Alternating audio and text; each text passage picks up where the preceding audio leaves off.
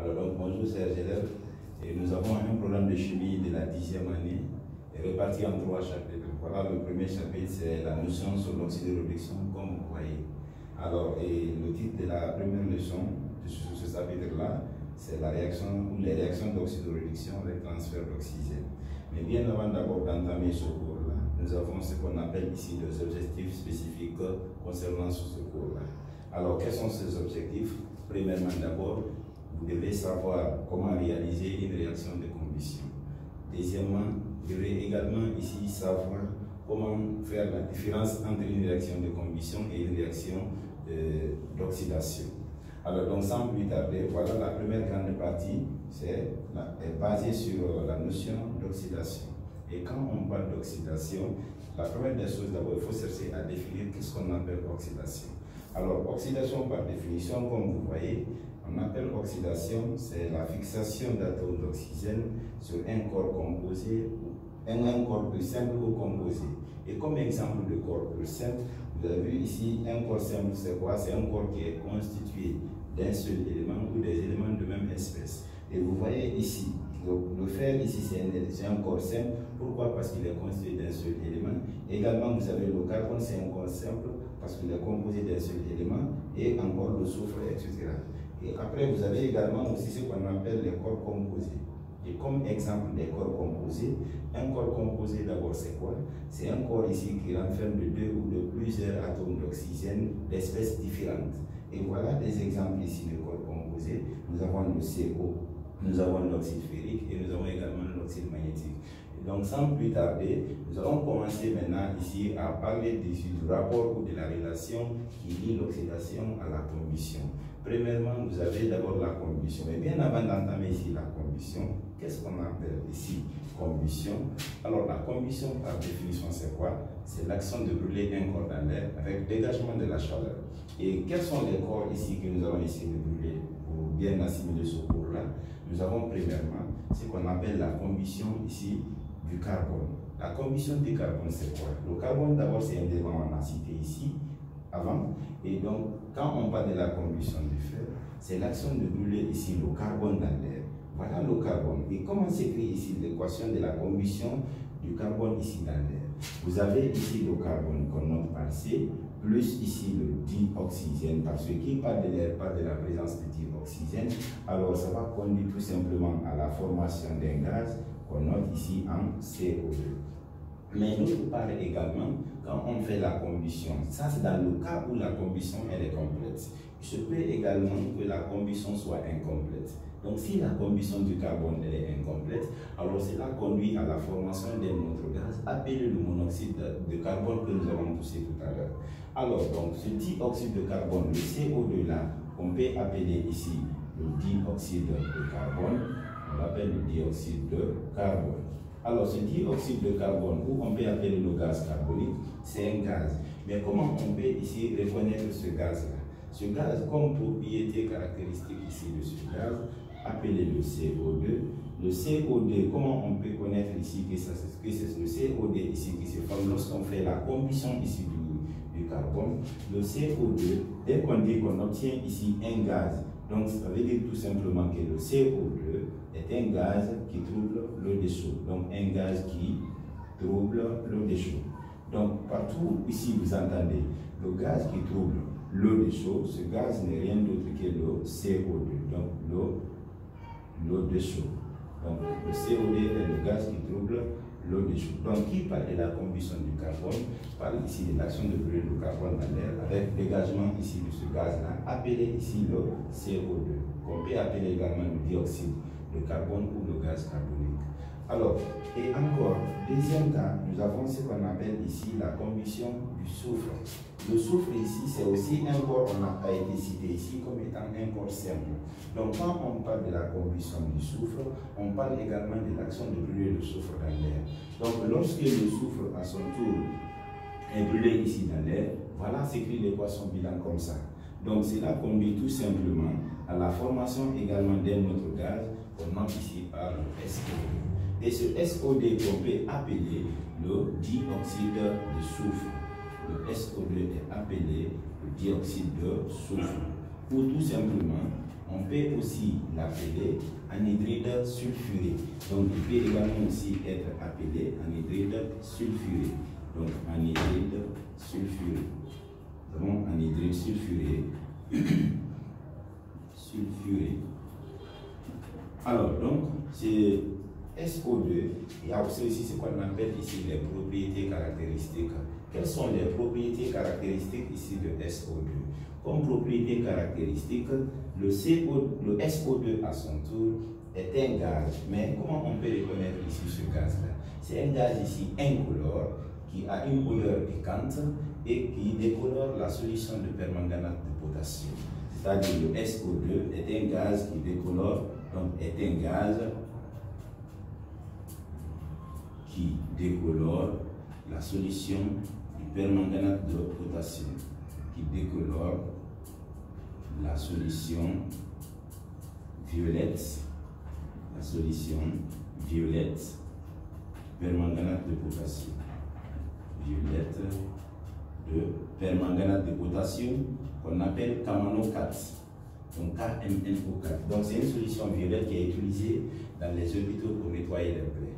Donc, ce gaz-là, appelé le SO2, ou on peut appeler le dioxyde de soufre, ce gaz, on peut, comme propriété caractéristique, ce gaz décolore ce qu'on appelle une solution violette de KMNO4, là, appelé le permanganate de potassium.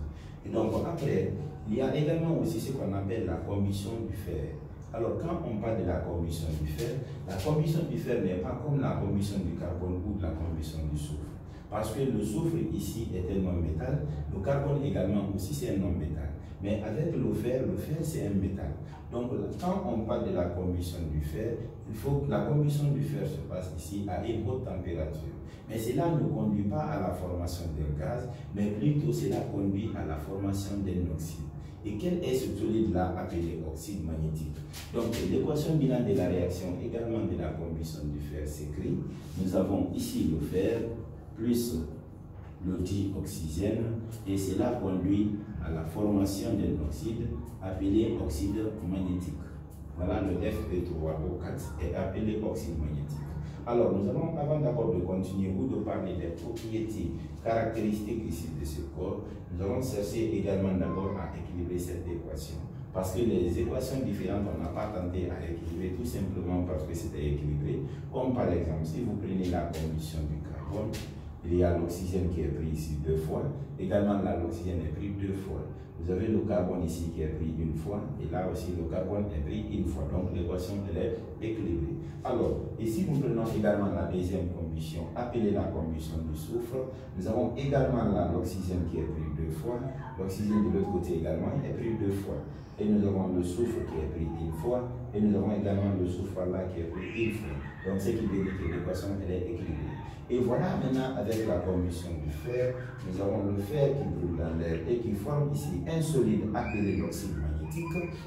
Cet oxyde magnétique que je vais écrire le nom, nous avons oxyde magnétique. Oxyde magnétique. Oxyde magnétique. Alors, cet oxyde magnétique-là est un solide. Et ce solide-là, comment? D'abord, on cherche à équilibrer cette équation. Pour le faire, on commence toujours par l'oxygène. Pourquoi? Parce que tout simplement, nous avons affaire avec le transfert d'oxygène. Ça veut dire que dans ce cours-là, la priorité est donnée pour l'oxygène. C'est pourquoi on cherche toujours à équilibrer en commençant par l'oxygène. Et donc, nous avons ici l'oxygène qui est là, il est pris ici 2 fois. Nous avons l'oxygène au niveau des produits, il est pris 4 fois. Pour avoir ici 4, on multiplie tout simplement l'oxygène par 2. Donc 2 fois 2, ça fait 4. Et de l'autre côté, nous avons ici 4, l'oxygène est équilibré. Et le fer au niveau des produits est pris 3 fois. Le fer au niveau des réactifs est pris ici 1 seule fois. Donc pour avoir également 3, on multiplie le fer ici par 3. Dans ce cas, on dira que l'équation est équilibrée. Alors, qu'est-ce qu'on peut dire comme propriété caractéristique ici de ce solide-là appelé oxyde magnétique? Ce solide appelé oxyde magnétique, le Fe3O4 joue ce qu'on appelle ici le rôle de l'aimant. Donc joue le rôle de l'aimant. Le rôle de l'aimant. Donc il joue le rôle de l'aimant. Donc ça c'est un solide qui joue le rôle de l'aimant. Tandis que les deux conditions précédentes ici, forme ce qu'on appelle ici des gaz. Donc, qui parle de gaz parle de dégagement. Et après, je termine la partie sur ce qu'on appelle ici la formation de la rouille. Alors, quand on parle de la formation de la rouille n'est pas comme la combustion des autres corps. Pourquoi? Tout simplement parce que il faut reconnaître ici que la formation de la rouille est une oxydation lente. Donc, ça veut dire quoi? Ça ne se fait pas ici en un jour, en une semaine, ou en un mois. Ça se fait ici à long terme. Voilà pourquoi on dit que la formation de la rouille est une oxydation lente. Donc, est une oxydation lente. Donc, la formation de la rouille est une oxydation lente. Et cette oxydation lente produit ce qu'on appelle ici des oxydes. Et c'est l'ensemble de ces oxydes-là qu'on parle ici de la rouille. Alors, dans ce cas, qu'est-ce qu'on peut dire ici comme définition pour la rouille? Par définition, la rouille est définie tout simplement comme étant ici un produit poreux. Donc, la rouille est un produit poreux. Donc, c'est un produit poreux des couleurs rouge-brun. Donc, rouge-brun. C'est un produit poreux. Ici, rouge-brun. Alors, ce produit poreux ici de couleur rouge-brun qui recouvre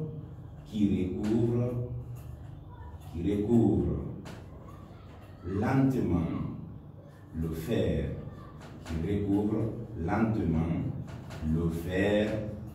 au contact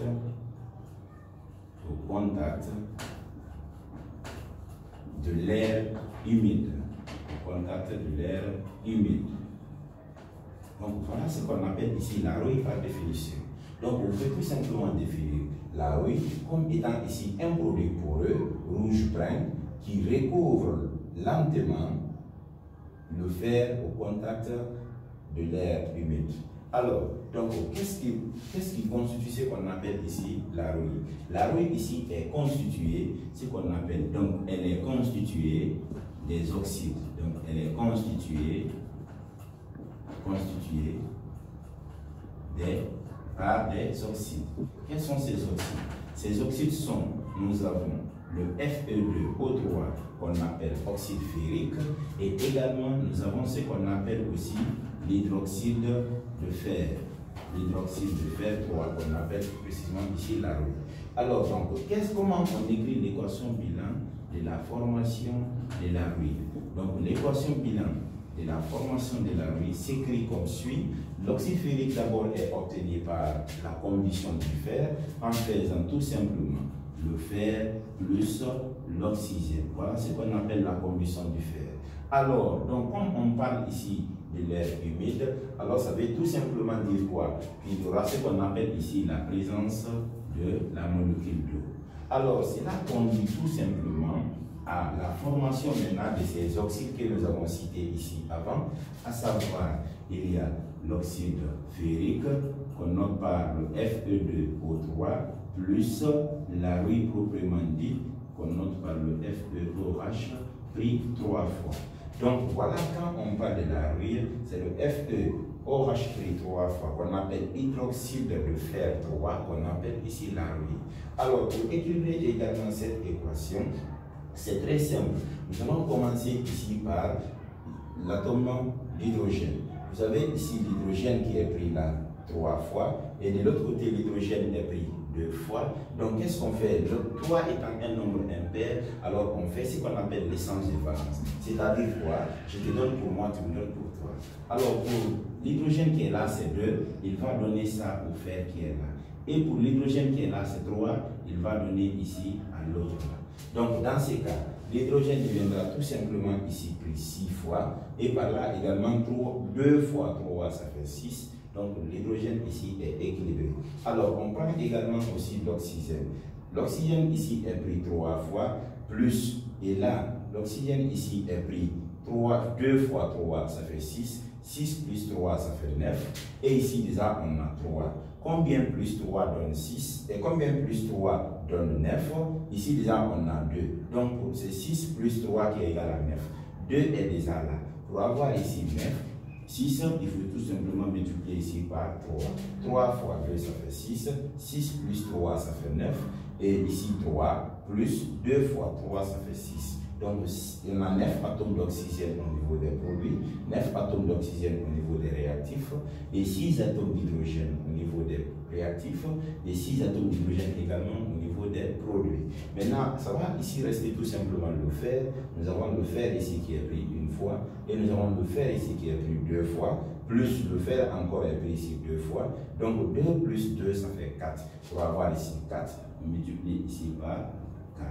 Voilà ce qu'on appelle ici la formation de la rouille. Donc voilà pratiquement l'essentiel ici du premier cours sur la notion d'oxydoréduction avec transfert d'oxygène. Et nous avons également aussi accompagné ce transfert d'oxygène par ce qu'on appelle ici le terme oxydant et le terme réducteur. Donc l'oxydant ici par définition c'est quoi? C'est tout simplement le corps qui est capable de céder ici des atomes d'oxygène. Donc le corps qui est capable de céder des atomes d'oxygène est appelé oxydant. Et également nous avons le terme réducteur. Le terme réducteur c'est quoi par définition? C'est le corps ici qui est capable de capter ici des atomes d'oxygène. Donc capter ici des atomes d'oxygène. Donc voilà pratiquement l'essentiel du premier cours sur la notion d'oxydoréduction. Et donc si vous avez des questions à poser, la question est la bienvenue et on va essayer. Je vous remercie.